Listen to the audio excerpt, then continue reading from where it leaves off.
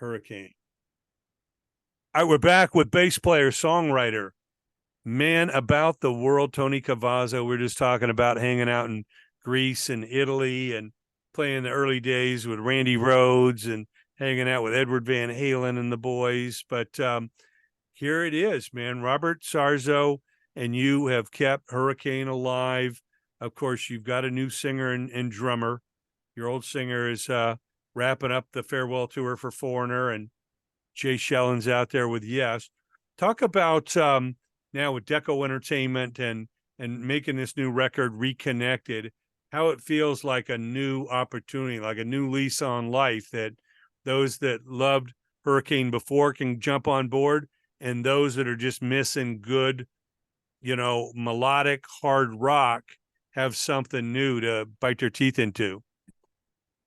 Well, Robert and I always talked about doing another album. We reconnected back in 2010, and we always talked about putting a new album out, but we were always so busy. Everybody was busy doing other things. Robert was touring and I was touring, and we never really could get to it. But during COVID, that was our opportunity. And we had already recorded a couple of songs. And so we said, let's just go ahead and get this record doing. There's no gigs now during COVID. So everybody had their own Pro Tools setups at home, and we were just bouncing stuff back and forth, ideas, until we came up with the final idea of what we wanted to do. And for each song, and we would actually record our parts in our own recording studios, and then email it to each other. And then Robert, he would take everybody's ideas and mix it, and it sounded good. It sounded really good. We took it into a studio with Andy Zuckerman, and we had Dan, our singer, come in and redo some tracks in his studio. And then we had Mikey came in and did the drums, I think, on one or two songs in his studio as well. But we just did it that way. It was all done pretty much remotely. And Robert and Andy, they produced the rough mixes of it, and we submitted them to Escape Music Ltd out of the UK, which was the first label we signed with. And they wanted to do something different with the mix, so they remixed it and reproduced it and everything.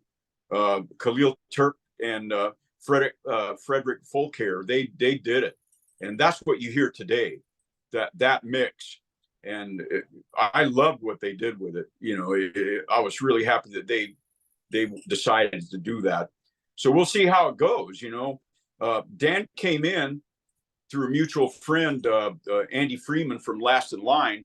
I've known Andy for quite some time now, and I asked him if he could do a M3 festival with us. We were scheduled to do it, and the singer that we had could not do it because he was ill. He was seriously ill, and he could not do it. So I asked Andy Freeman to do it, and he said he couldn't do it because he was touring, and he recommended Dan. And so we got a hold of Dan, who was singing at the Tenors of Rock in Vegas at the time. And I think he still does that, on ships and stuff when he's not doing anything else. And he came in and he did his homework. He knew the songs, and we went ahead and did the M3 festival, and it was a success for us. So it worked out really good with Dan. And our drummer, Mike, he's actually been with us since 2013. And we did lots of shows with different singers over the years. And the reason why it took us so long to come out with the record is we had to find the right singer. We had to find the right guy. And Dan, came in, and he proved to be the right guy for us. Yeah. Well, I know you got the singles Rockstar Cheater kicking off the record, and you have this cover of the Queen and David Bowie song Under Pressure. And we're talking right now on Freddie Mercury's birthday, celebrating this.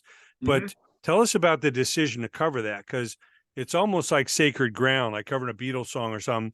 It's hard to do it justice, when you got vocalists like David Bowie and Freddie Mercury, Of course. But you guys did a whole new twist on it. Talk about the decision to do that and how you felt the outcome.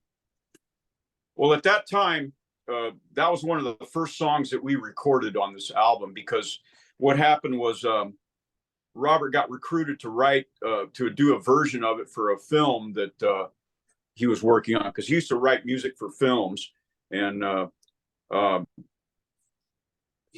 they wanted him to do a cover of that song, so we did it. And I played the bass, and we had Mikey come in. We had different singers on it. But for some reason, it never made it on the film that he was supposed to do it. It never made it. But we kept the song in the can, and we tried different singers on it. We had like 3 or 4 different singers, including Chad Cancino, the one that really got severely ill and couldn't perform anymore. But when Dan came in, we asked him if he could do it. He goes, "Sure, I've sang that song at Tenors of Rock before."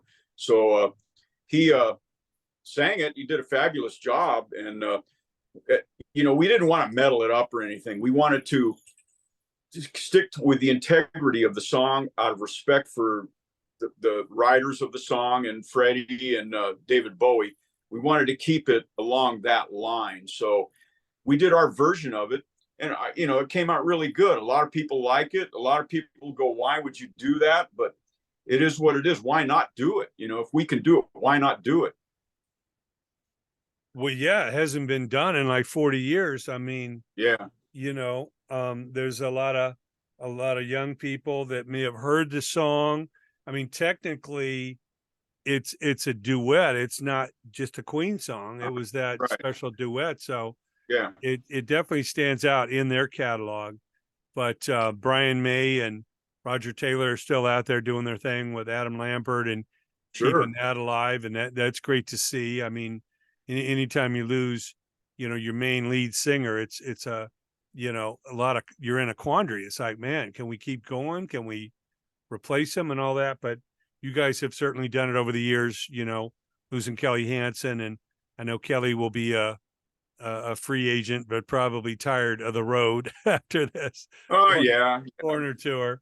But yeah, it was great to see the long history of Hurricane, and that you guys are back. It's a pedigree. It's an all-star band. It's it's a labor of love, and I know that you got the video out there with Under Pressure, so people can really realize and see the new singer and see that you guys are for real, and that hopefully there's the groundswell that will create some hurricane shows. Are you guys just kind of waiting in the cut, waiting to see what develops as far as opportunities, or you talking about any shows to kick it off or anything?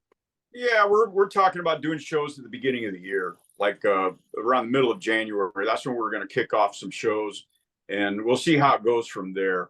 It really all depends on how much traction this record could get. And if it's really worth it for us to go out there, we'll go out there. Because we all have bills to pay and all have Yeah. things we take care of at home, and so it's got to be enough financially for us to be able to do it. A lot of bands are canceling tours because it's not feasible for them to go out and lose money. And Well, yeah, it's not like you guys are 18 years old and you just jump in the back of a van, like you said, during snow and, yeah, with no cares and bills in the world. Well, of course, you also have the NAMM show coming back to LA in mid third week of January down there in Anaheim, and all the rockers are in town for that. So maybe you can. I think that'll benefit us, because I think that we're going to be doing the whiskey on one of the nights of the NAMM show, the Thursday night. So on that Thursday night, people are going to be ready to party, and I believe that a lot of people are going to come down. People from all over the country and all over the world, for that matter, they're going to come down. Yeah. And they're if Hurricane's buzzing at that time, then they're going to want to come see the show. Yeah, there's a lot of people in town, no doubt. And like you say, Sawtooth, there's some new manufacturers, I'm sure, displaying there at NAMM. I just met the guys and interviewed there's a company called Dingwall out of Saskatchewan, Canada. You heard of them? Yeah, John Taylor from Duran Duran has a signature bass with them, and right. Leland Sklar, who I'm sure you know is one of the all-time session guys. He's he's greatest. yeah, he plays Dingwall. So They'd probably love to add you to their list. I just saw, Duran, and they killed it. John Taylor's bass is like the dominant instrument, in the Of band. course. Yeah, he's a dominant player. He's like Steve Harris of that Yeah, genre. yeah, they're in the Rock and Roll Hall of Fame, just like Cheap Yeah, Trick. A lot of the bands we grew up, loving and seeing doing their thing, man, are now recognized.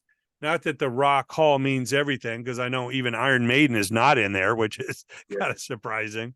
But it's good to see anyone get recognized for what they do, and we yeah, certainly recognize you and Robert and your band, and want to encourage everybody to go out and get the Reconnected album. I was cranking it up right before I saw Tony log on this morning, listened to it several times now, and just loving it and reminiscing about those memories, seeing you guys play at the street scene downtown LA. I swear there was like 1 million people. It was yeah. free and it was everywhere downtown. I remember standing on some street corners downtown, and you could look all 4 directions on the intersection and you couldn't see concrete. There was people as far as you could see in all 4 directions. And that was a great thing for music. Of course, we had the LA Weekly and, like I say, KLOS, KMET, everybody supporting. So, Tony, we appreciate all. We hope to speak to you again soon, man. It's been a supreme pleasure. I'll be speaking to your brother soon, and the King Cobra record and everything that's going on. Yeah. So it's great to see you guys still doing your thing, and all the power to you, man. Thank you so much for joining us, and till Thank our you, next Jake. conversation, man. Keep rocking forever. I will. Thank you. You have a good day.